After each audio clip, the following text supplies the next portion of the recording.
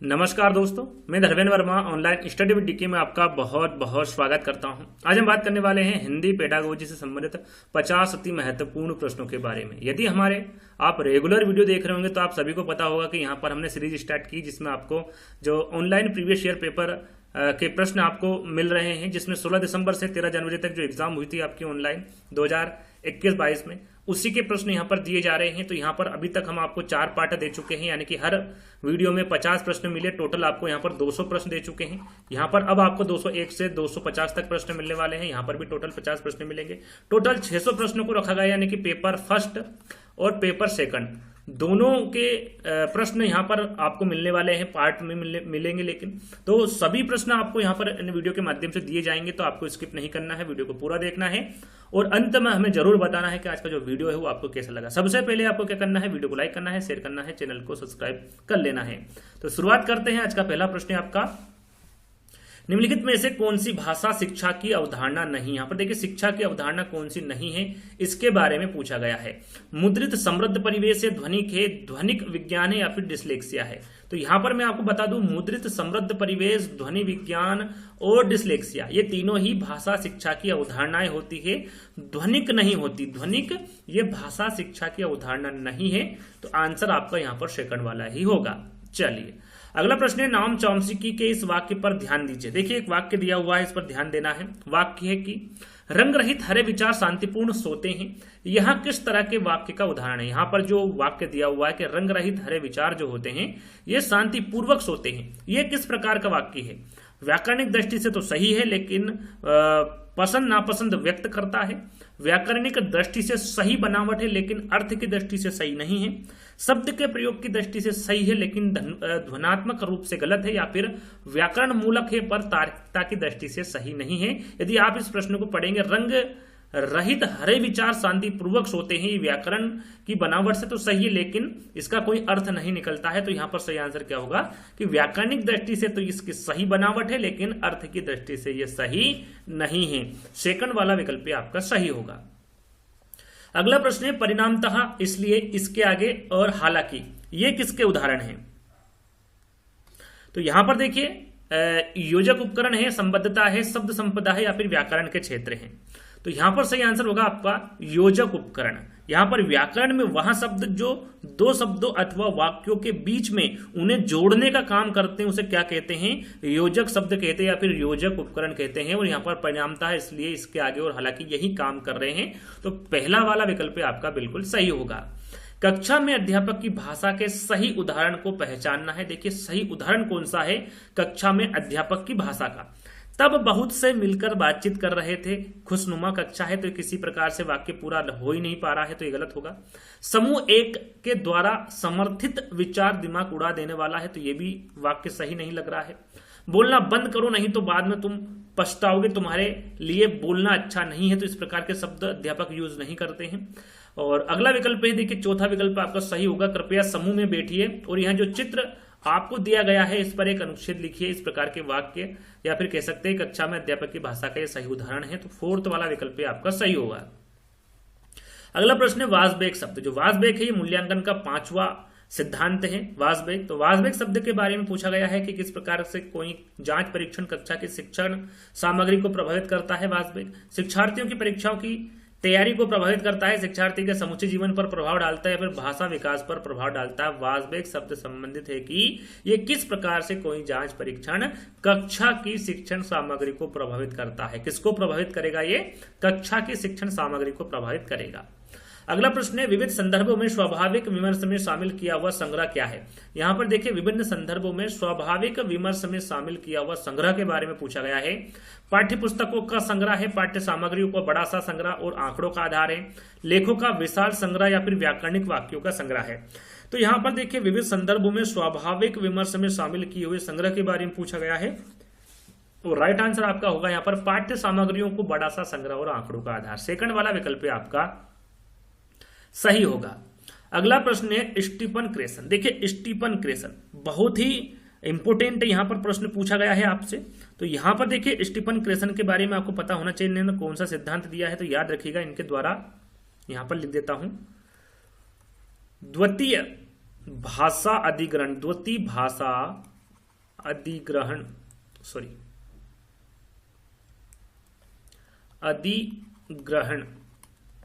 का सिद्धांत, ये किसके द्वारा दिया गया है? स्टीफन क्रेसन के द्वारा दिया गया है। काफी इंपोर्टेंट है।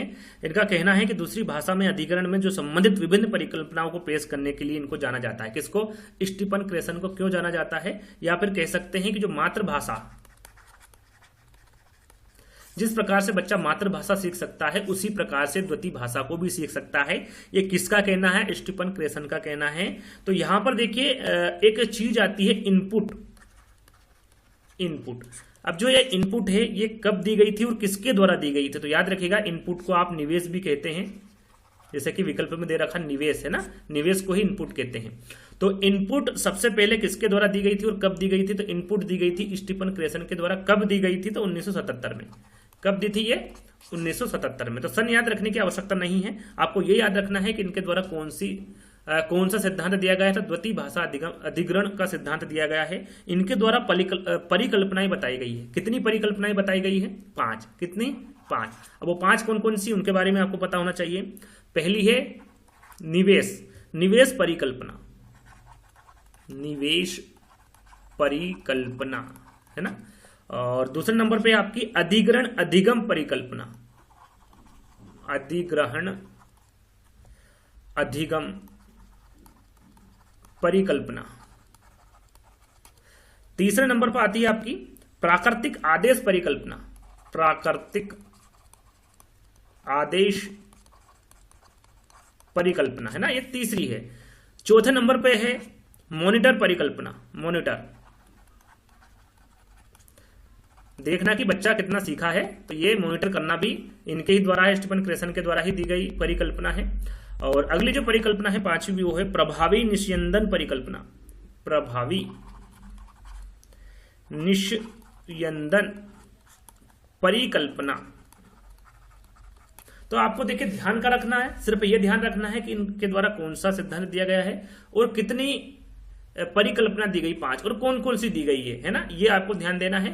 आपका सही आंसर यहां पर पूछा गया था कि किस प्रकार का निवेश के अर्जन संभव है, तो ये बोधगम निवेश से अर्जन संभव है। यहां पर जो तीसरा वाला विकल्प होगा ये आपका बिल्कुल सही होगा। अब बोधगम में निवेश किसे कहते हैं, आगे प्रश्न आएगा उसमें मैं आपको बता दूंगा। तो यहां पर तीसरा वाला विकल्प आपका बिल्कुल सही होगा। चलिए अगला प्रश्न है भाषा अर्जन, है ना। भाषा अर्जन के बारे में आपको सही कथन बताना है। जो भाषा अर्जन बच्चा सीखता, जो अपनी मातृभाषा सीखता है स्वयं के द्वारा, तो ये इसका सही कथन आपको बताना है। सचेत और सुविचारित है, स्वाभाविक और सुविचारित है, स्वाभाविक और अवचेतन में है, या फिर भाषा प्रक्रिया है। यहां पर आपको भाषा अर्जन के बारे में बताना है। तो आपको सभी को पता होगा जो भाषा अर्जन क्या होती है, स्वाभाविक होती है, साथ में क्या होती है, अवचेतन होती है, या फिर अवचेतन में। यहां पर तीसरा वाला विकल्प आपका बिल्कुल सही होगा। अगला प्रश्न है भारत में अंग्रेजी की भाषा के संदर्भ में क्या सही है। अंग्रेजी की भाषा में पूछा गया है। क्या यहां भारत के संविधान के 8वीं अनुसूची की भाषा में से एक नहीं है? यहां भारत संघ की सहकार्यालयी भाषा है, यहां भारत संघ की कार्यालयी भाषा है, यहां संविधान द्वारा मान्यता प्राप्त भाषाओं में से एक है। तो याद रखिएगा ये जो अंग्रेजी भाषा है भारत में क्या है, ये भारत संघ की सहकार्यालयी भाषा है। क्या है ये? सहकार्यालयी भाषा है भारत संघ में। तो यहां पर दूसरा वाला विकल्प आपका सही होगा। देखिए यहां पर माध्यमिक स्तर में पूछा गया भाषा अधिगम में बोधगम निवेश। अभी मैंने बोधगम निवेश के बारे में बताया था और बताया था कि मैं आपको बताऊंगा बोधगम निवेश होता क्या है। तो ये समझ विकसित करने के लिए उपयोग में लाई जाने वाली जो विभिन्न प्रकार की सामग्री होती है उसे ही क्या कहा जाता है, बोधगम निवेश कहा जाता है। तो ये क्या शिक्षार्थी के स्तर में थोड़ा सा ऊंचे स्तर की प्रमाणिक पाठ्य सामग्री होती है? क्या ये विजय तेंदुलकर के किसी नाटक का सार संक्षेप है? क्या ये शिक्षार्थी के स्तर से थोड़ा सा नीचे के स्तर की प्रमाणिक पाठ्य सामग्री है, या फिर शिक्षार्थियों के व्याकरणिक ज्ञान की अपनी समझ के आधार पर अध्यापक द्वारा विकसित कहानी है? तो ये देखिए थोड़ा सा नीचे के स्तर की नहीं है, ये थोड़ा सा ऊंचे स्तर की प्रमाणिक पाठ्य सामग्री है शिक्षार्थी के स्तर से। तो राइट आंसर आपका क्या होगा, यहां पर पहला वाला होगा। अगला प्रश्न है निम्नलिखित में से कौन सा लेखन कौशल का उच्चतम स्तर यहां पर आपको बताना है। सही वर्तनी है, संयुक्ताक्षर लिखना है, लेख लिखना है, या फिर वाक्यों में कठिन शब्दों का प्रयोग करना है। देखिए यहां पर लेखन कौशल के बारे में उच्चतम स्तर पूछा गया है, तो लेख लिखना ही होता है। तो लेख लिखना यहां पर आपका बिल्कुल सही आंसर होगा। अगला प्रश्न है आप भाषा शिक्षक के रूप में पाठ्य सामग्री के किस स्वरूप को अपनाना चाहेंगे। पाठ्य सामग्री है ना, पाठ्य सामग्री के बारे में पूछा गया है।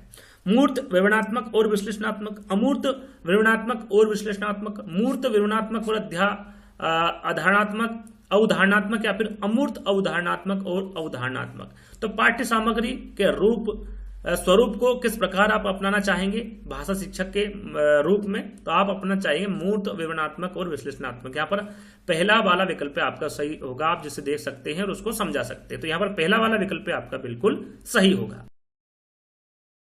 चलिए अगला प्रश्न है, पियाजे के अनुसार भाषा अर्जन की प्रक्रिया आपको बताना है। साहचर्य जन्य होगा, सुमेलन होगा, युक्ति जन्य होगा, या फिर सामाजिक होगा। तो पियाजे के अनुसार भाषा अर्जन के बारे में पूछा गया है। राइट आंसर आपका क्या होगा यहाँ पर, युक्ति जन्य। तीसरा वाला विकल्प आपका सही होगा। अगला प्रश्न है, एक विद्यार्थी जिसके घर की भाषा और विद्यालय की भाषा अलग अलग है, आप एक संसाधन के रूप में उसकी कैसे मदद करेंगे। उसके घर की भाषा अलग है और विद्यालय की भाषा अलग है। इसे कक्षा में अधिक समय और ध्यान देना देकर यहाँ पर देखिए 4 विकल्प इसके गलत हैं। इसके जो विकल्प हैं वो गलत लिखे गए हैं। के रूप में उपयोग कर उससे संबंधित में लीला दे। चलिए इस प्रश्न को मैं जो अगला पार्ट आएगा 6 पार्ट उसमें ले लूंगा। थोड़ा सा विकल्प यहाँ पर मिसप्रिंट हो गए हैं, तो अगले वीडियो में मैं इस प्रश्न को ले लूंगा। ध्यान दीजिएगा, इसको मैं शुरू में ही आपको बता दूंगा इस प्रश्न के बारे में। तो अगले प्रश्न की ओर बढ़ेंगे। अगला प्रश्न है आपका ट्रांसलैंग्वेजिंग, है ना। ट्रांसलैंग्वेजिंग इसको हिंदी में कहते हैं एक भाषा से दूसरी भाषा में जाना। इसको क्या कहते हैं हिंदी में, एक भाषा से दूसरी भाषा में जाना के संबंध में आपको यहाँ पर कथनों पर विचार करना है। आ और बा कौन सा सही है कौन सा गलत है इसको भी आपको बताना है। तो ट्रांसलैंग्वेजिंग बहुभाषावाद लिखा हुआ यहाँ पर, बहुभाषावाद का एक लचीला स्वरूप होता है। ट्रांसलैंग्वेजिंग संप्रेषण क्षमता के संवर्धन के लिए जानी गई भाषाओं के बीच एक भाषा से दूसरी में व्यवहार करना है। तो एक भाषा से दूसरी भाषा में जाना, तो बी वाला तो आपका यहीं पर क्लियर होगा, बिल्कुल सही होगा। तो याद रखिएगा साथ में ये बहुभाषावाद का एक लचीला स्वरूप भी होता है। तो आ और बा दोनों ही इसके सही होंगे। तो यानी कि तीसरा वाला विकल्प आपका बिल्कुल सही होगा। अगला प्रश्न है समग्र भाषा उपागम। देखिए समग्र भाषा उपागम में भाषा अधिगम के लिए एक उपकरण के रूप में क्या प्रयोग किया जाता है। क्रिया, साहित्य, बाल कविताएं या फिर खिलौने, क्या प्रयोग किया जाता है इसके बारे में आपको बताना है। तो राइट आंसर आपका क्या होगा यहाँ पर, समग्र भाषा उपागम में पूछा गया है भाषा अधिगम के लिए एक उपकरण के रूप में क्या प्रयोग किया जाएगा, तो साहित्य उपयोग किया जाएगा। सेकंड वाला विकल्प आपका सही होगा। कुल भौतिक प्रतिक्रिया जिसे टीआरपी भी कहा जाता है, इसमें कितनी केंद्रीय भूमिका होती है शिक्षक की, सॉरी किसकी केंद्रीय भूमिका होती है, अभिभावक की, परिवार की या फिर विद्यार्थी की। सरल सा प्रश्न देखिए, कुल भौतिक प्रक्रिया में किसकी केंद्रीय भूमिका होती है, तो ये किसकी होगी, शिक्षक की होगी। पहला वाला विकल्प आपका सही होगा।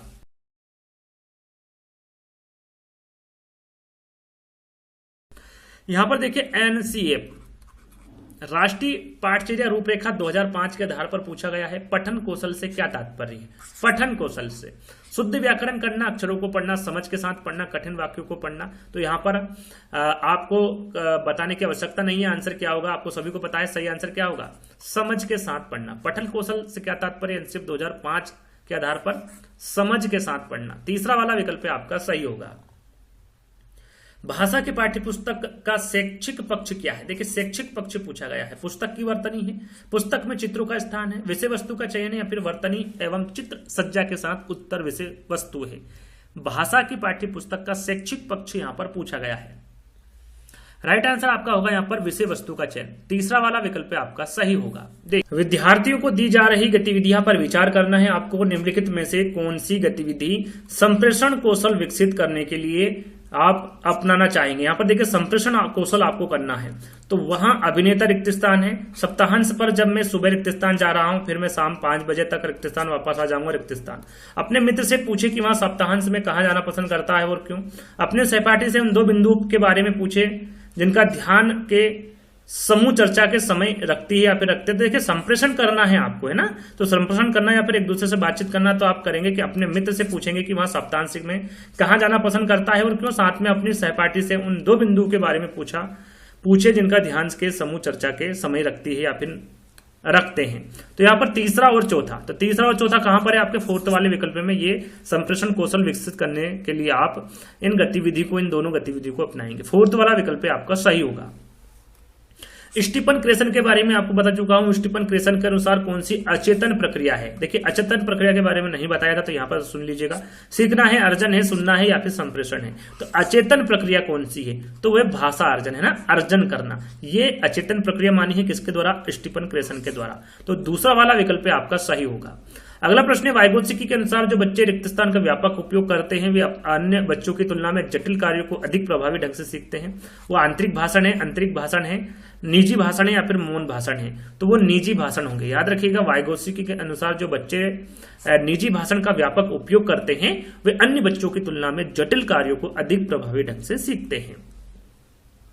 अगला प्रश्न, पियाजे के अनुसार भाषा का विकास रिक्त स्थान से रिक्त स्थान तक होता है, निजी व्यक्तिगत होता है, निजी से सामाजिकगत होता है, आत्म केंद्रित से सामाजिक होता है या फिर सामाजिक से आत्म केंद्रित होता है? तो यहां पर देखिए पियाजे के अनुसार पूछा गया है जो भाषा का विकास जो होता है वो आत्म केंद्रित से सामाजिक तक होता है। तो यहां पर तीसरा वाला विकल्प आपका सही होगा।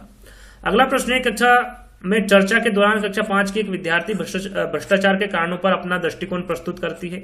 इस दौरान ना तो वहां दूसरों के विचारों से सहमति प्रकट कर रही है और ना ही वहां दूसरों के नजरियों से विषय वस्तु को देखने की कोशिश कर रही है।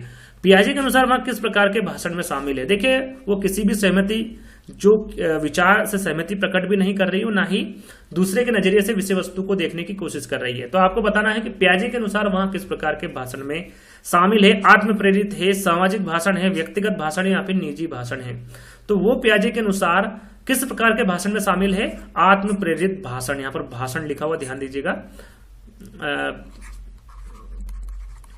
भाषण है ना, आत्म प्रेरित भाषण। पहला वाला विकल्प आपका सही होगा। चलिए अगला प्रश्न है, जिन पियाजे के सिद्धांत के अनुसार विद्यार्थियों को व्याकरणिक संरचनाओं को समझाने के लिए भाषा शिक्षक को क्या करना चाहिए? व्याकरणिक संरचनाओं के बारे में पूछा गया है। समृद्ध लिखित सामग्री प्रदान करेंगे तथा विद्यार्थियों को विभिन्न संरचनाओं की खोज करने को देंगे। विद्यार्थियों को अधिक से अधिक व्याकरणिक अभ्यास करने के लिए देंगे। विद्यार्थियों को पुस्तक का, यहाँ पर पुस्तक लिखा हुआ, पुस्तक के संरचनाओं को याद करने के लिए कहीं या फिर विद्यार्थियों को विभिन्न संरचनाओं पर कोई प्रदत्त कार्य दे। तो यहाँ पर देखिए व्याकरणिक संरचनाओं को समझाने के लिए भाषा शिक्षक को क्या करना चाहिए? जिन पियाजे के सिद्धांत के अनुसार उनको समृद्ध लिखित सामग्री प्रदान करना चाहिए, साथ में विद्यार्थियों को विभिन्न संरचनाओं की खोज भी करने को देना चाहिए। तो पहला वाला विकल्प आपका सही होगा। अगला प्रश्न है, मातृभाषा आधारित बहुभाषावाद है। देखिए मातृभाषा आधारित बहुभाषावाद क्या है, इसके बारे में आपको बताना है। यह किसी की विद्यालय शिक्षा मातृभाषा में आरंभ करना और बाद में अनेक भाषाओं को जोड़ते जाना है। किसी विद्यालय शिक्षा मातृभाषा में आरंभ करना है, बाद में अंग्रेजी को माध्यम के रूप में लेना है, माध्यम के रूप में मातृभाषा में सीखना और अंग्रेजी को एक भाषा के रूप में सीखना है, या फिर विद्यालय शिक्षा को प्राथमिक वर्षों के दौरान जहां तक संभव हो सके अधिक से अधिक भाषाएं सीखना है। तो मातृभाषा आधारित बहुभाषावाद के बारे में पूछा गया है। तो ये क्या है? किसी की विद्यालय शिक्षा में मातृभाषा में आरंभ करना है और बाद में अनेक भाषाओं को उनमें जोड़ना है। तो यहाँ पर पहला वाला विकल्प आपका सही होगा। कक्षा 5 की एक अध्यापक 5 या 6 शब्दों वाले 5 वाक्यों का श्रुतलेख करवाती है। वहां 2-4 वाक्य पढ़ती है और शिक्षार्थियों को ध्यानपूर्वक सुनने के लिए कहती है और बोले गए वाक्यों को लिखने के लिए भी कहती है। वहां पर अध्यापक श्रवण के किस उपागम का प्रयोग करती है? यहाँ पर देखिए पहले वो क्या करती है, उन 5 या 6 शब्दों वाले 5 वाक्यों को श्रुतलेख करवाती है, फिर 2-4 वाक्य पढ़ती है और शिक्षार्थियों को ध्यानपूर्वक सुनने के लिए कहती है, साथ में बोले गए वाक्यों को लिखने के लिए भी कहती है। तो यहां पर आपको बताना है कि वहां पर अध्यापक श्रवण के लिए किस उपागम का प्रयोग करना चाहती है? शीर्षवात उपागम, संप्रेषणात्मक उपागम, आगामी उपागम या फिर श्रुतलेख उपागम? तो वो किस उपागम का प्रयोग करना चाहती है? तो वो आगामी उपागम यानी कि बॉटम अप का उपयोग करना चाहती है। तीसरा वाला विकल्प आपका बिल्कुल सही होगा।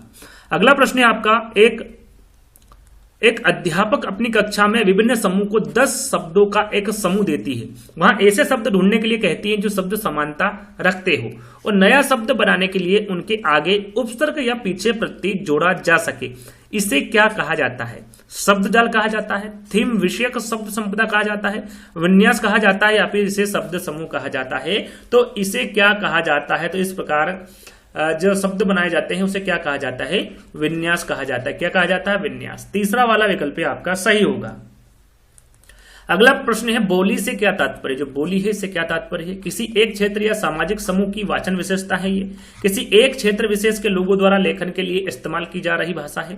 किसी कार्य विशेष से संबंध रखने वाले लोगों की वाचन विशेषता है, या फिर सत्ताधारी लोगों द्वारा इस्तेमाल की जा रही भाषा है। तो सरल सा प्रश्न है, बोली से क्या तात्पर्य। बोली क्या है, तो किसी एक क्षेत्र या फिर सामाजिक समूह में वाचन की विशेषता होती है बोली। पहला वाला विकल्प आपका सही होगा। अगला प्रश्न है, एक अध्यापक कक्षा में समूह कार्य, जोड़ों में कार्य और रोल प्ले करवाती है और आकलन के लिए शिक्षार्थियों का अवलोकन करती है। आकलन संबंधी इस गतिविधि को क्या कहा जा सकता है। वाचन आकलन कहा जाता है, कक्षा आकलन कहा जाता है, संरचनात्मक आकलन कहा जाता है, या फिर संकल्पनात्मक आकलन कहा जाता है। इस प्रकार की गतिविधि को क्या कहा जाता है यह आपको बताना है, या फिर इस प्रकार के आकलन को क्या कहा जाता है। तो राइट आंसर आपका होगा यहाँ पर संरचनात्मक आकलन। तीसरा वाला विकल्प आपका सही होगा। अगला प्रश्न है, एक अध्यापक कक्षा में वस्तुओं के ऊपर वस्तु का नाम शिक्षार्थियों की भाषाओं, अंग्रेजी तथा शिक्षार्थियों द्वारा जानी गई अन्य भाषाओं में लिखती है। यहाँ पर अध्यापक क्या करने का प्रयास कर रहे हैं, यहाँ पर आपको बताना है। शिक्षार्थियों को वर्णमाला के अक्षरों से परिचित करवा रही है, शिक्षार्थियों में भाषा संबंधी जागरूकता पैदा कर रही है, शिक्षार्थियों में लिपि संबंधी की समझ विकसित कर रही है, या फिर कक्षा में भाषा समृद्ध परिवेश सृजित कर रही है। क्या कर रही है एक अध्यापिका, ऐसा करने का उसका क्या प्रयास है, ये आपको बताना है। तो राइट आंसर आपका यहाँ पर होगा कि वो कक्षा में भाषा समृद्ध परिवेश सृजित कर रही है। इस प्रकार यदि अध्यापक कर रही है तो राइट आंसर या फिर कर रहा है, तो यहाँ पर फोर्थ वाला विकल्प आपका बिल्कुल सही होगा। कक्षा में भाषा समृद्ध परिवेश सृजित कर रही है, यहाँ पर आपका राइट आंसर फोर्थ वाला होगा। चलिए अगला प्रश्न है, भाषांतर ट्रांसलैंग्वेजिंग से क्या तात्पर्य है। भाषांतर, इसके पहले भी इसके बारे में बताया था। ट्रांसलैंग्वेजिंग है ना, इससे क्या तात्पर्य है, जिसको हम हिंदी में क्या कहेंगे, भाषांतरण। तो भाषांतरण भाषा की कक्षा में अनेक भाषाओं का शिक्षण है। किसी विषय वस्तु के शिक्षण अधिगम के लिए एक भाषा के बाद दूसरी भाषा का प्रयोग करना है।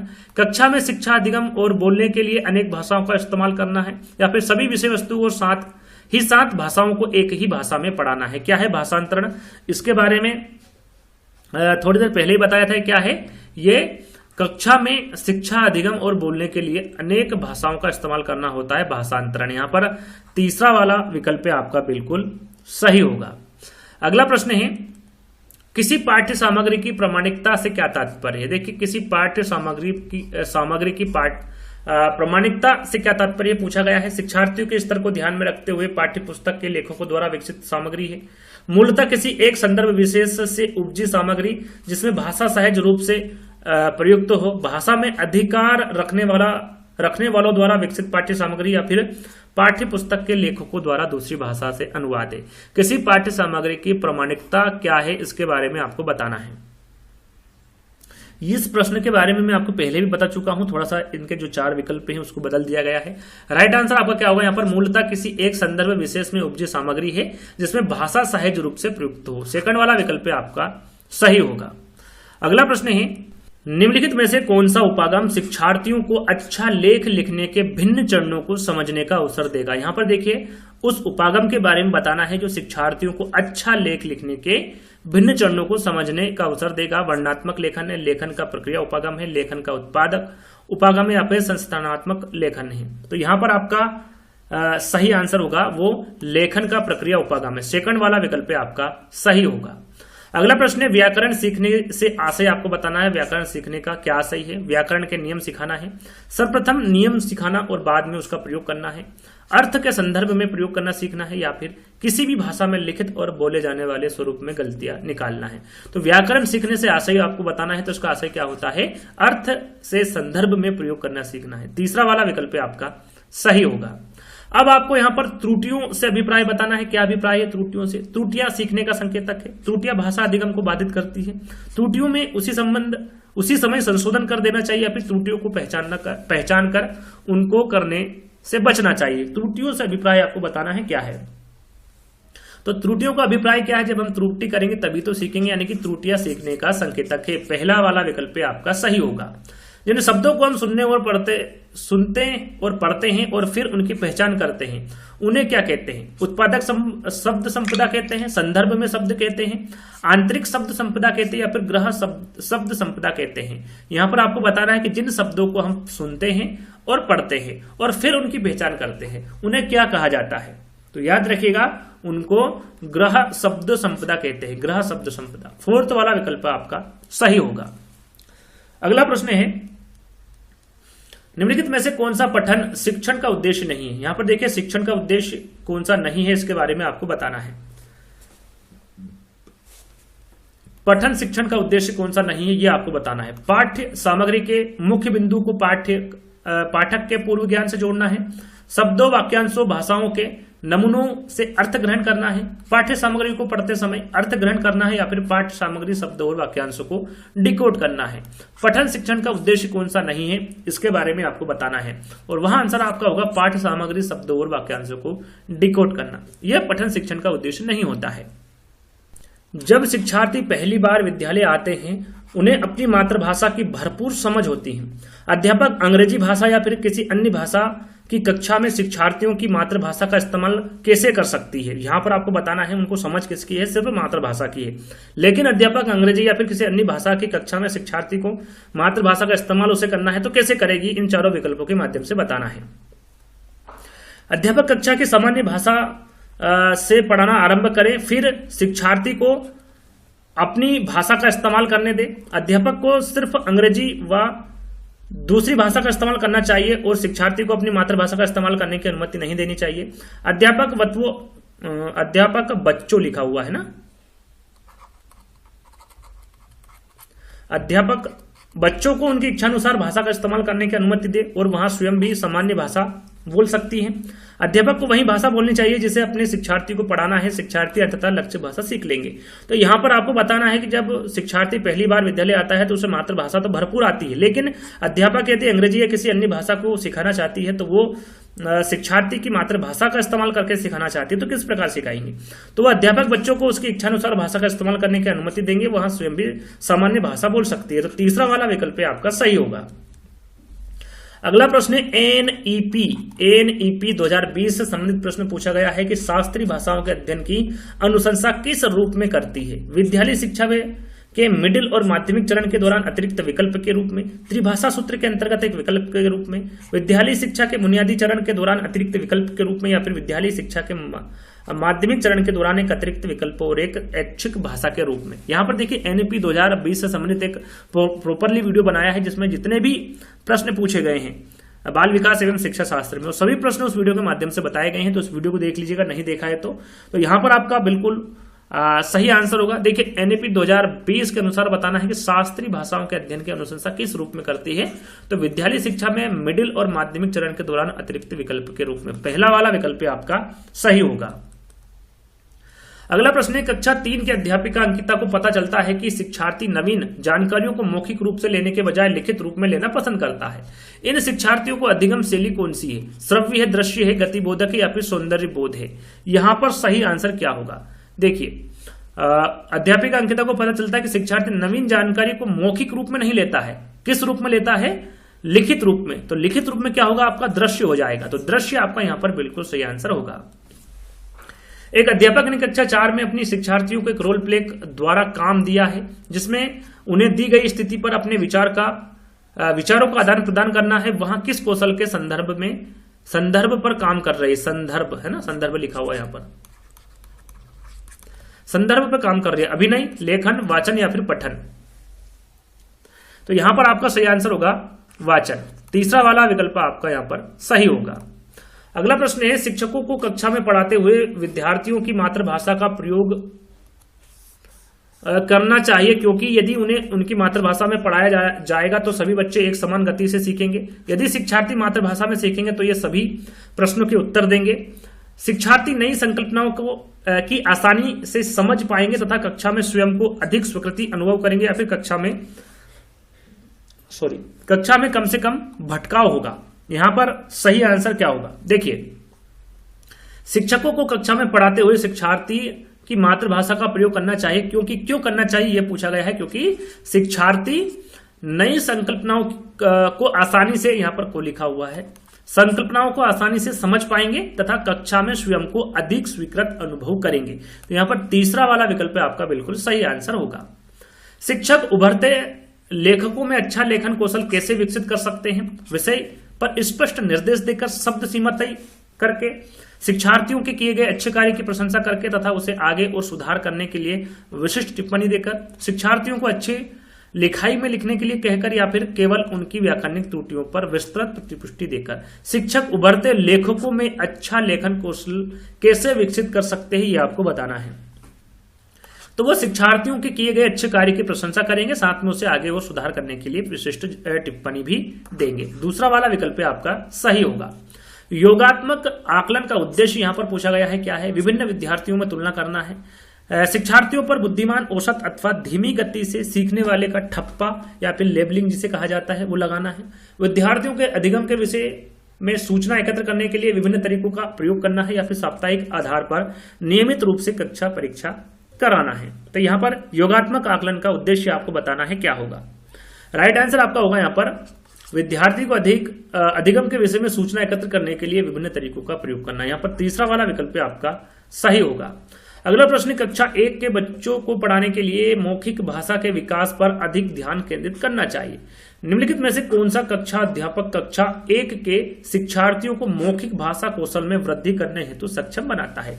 रोल प्ले, व्याकरण खेल, बाल गीत गाना या फिर वर्णमाला सिखाना। यहां पर बताना है कि कक्षा 1 के शिक्षार्थियों को मौखिक भाषा कौशल में वृद्धि करने हेतु सक्षम कौन बनाता है?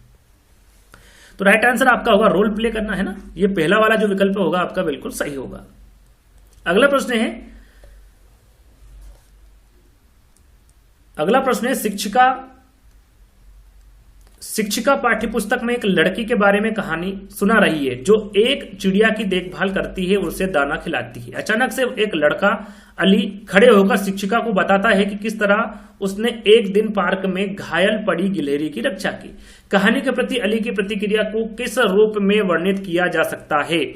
पठन सामग्री को अपने व्यक्तिगत अनुभव से जोड़ना, शिक्षिका को बीच में रोकना, बोलने का अवसर तथा यह दिखाना कि वहां कक्षा में सक्रिय है या फिर उसकी कक्षा में ध्यान खींचने की प्रवृत्ति। यहां पर आपको बताना है कि कहानी के प्रति अली की प्रतिक्रिया को किस रूप में वर्णित किया जा सकता है। राइट आंसर आपका होगा पठन सामग्री को अपने व्यक्तित्व अनुभव से जोड़ना। पहला वाला विकल्प आपका सही होगा। अगला प्रश्न है आपका, शिक्षिका ने समूह में भाषा कार्य करने के लिए दिया। इस समूह कार्य के दौरान शिक्षिका की क्या भूमिका होगी? यहां पर देखिए शिक्षिका ने समूह में भाषा कार्य करने के लिए दिया है, तो समूह कार्य के दौरान शिक्षिका की भूमिका यहां पर बताना है क्या है। यहां सुनिश्चित करना कि कार्य समय पर समाप्त हो, इसके लिए उन्हें बार बार समय का ध्यान दिलाना चाहिए। यहां सुनिश्चित करना कि प्रत्येक के समूह में प्रतिभागिता बने तथा आवश्यकता होने पर उन्हें मदद करने का प्रयास करना। शिक्षिका को सभी समूह को पूर्ण स्वायत्तता देनी चाहिए, इसलिए उन्हें कुर्सी पर अलग से बैठ जाना चाहिए या फिर यह सुनिश्चित करना कि विद्यार्थी कक्षा में शोर तो नहीं कर रहे हैं। यहां पर आपका सही आंसर का चयन करना है। देखिए यहां पर शिक्षिका ने समूह में भाषा कार्य करने के लिए दिया है और इसे समूह कार्य के दौरान शिक्षिका की जो भूमिका होगी वो यह होगी कि यह सुनिश्चित करना कि प्रत्येक समूह में प्रतिभागिता बने तथा आवश्यकता होने पर उन्हें मदद देने का प्रयास करे। दूसरा वाला विकल्प आपका सही होगा। अगला प्रश्न है, पठन अवबोधन किस प्रकार की योग्यता है? लिखित प्रतीकों को उनकी ध्वनियों में अनुवाद करने की योग्यता है। प्रवाह में पढ़ने के लिए वर्णों को समझने तथा उनके अर्थ खोलने की योग्यता है। पठन सामग्री के साथ अंतःक्रिया के द्वारा अर्थ गढ़ने की योग्यता है, या फिर पठन सामग्री में आए शब्दों को उनका अर्थ जानने की योग्यता है। पठन अवबोधन के बारे में बताना है कि किस प्रकार की योग्यता है। राइट आंसर होगा ये पठन सामग्री के साथ अंतःक्रिया के द्वारा अर्थ गढ़ने की योग्यता है। तीसरा वाला विकल्प आपका सही होगा। अगला प्रश्न है, निम्नलिखित में से किस प्रकार के प्रश्न शिक्षार्थियों की रचनात्मकता का आकलन करने के लिए सहायक होंगे? एक शब्द वाले प्रश्न, खुले अंत वाले प्रश्न, बहुवैकल्पिक प्रश्न या फिर सत्य असत्य प्रकार के प्रश्न। यहां पर पूछा गया है कि किस प्रकार के प्रश्न शिक्षार्थियों की रचनात्मकता का आकलन करने में सहायक होंगे। तो वो खुले अंत वाले जो प्रश्न होते हैं ये शिक्षार्थियों की रचनात्मकता का आकलन करने के लिए सहायक होंगे। यहाँ पर सेकंड वाला विकल्प आपका बिल्कुल सही होगा। और जैसा कि हमने बताया था कि 250 प्रश्न यानी कि टोटल यहाँ पर आपको 50 प्रश्न दिए जाएंगे। तो आज का वीडियो यहीं पर समाप्त होता है। यदि आपको वीडियो अच्छा लगा हो तो लाइक करना है, शेयर करना है, चैनल को सब्सक्राइब कर लेना है। जल्दी ही इसके अगले पार्ट में मिलेंगे। जब तक के लिए धन्यवाद।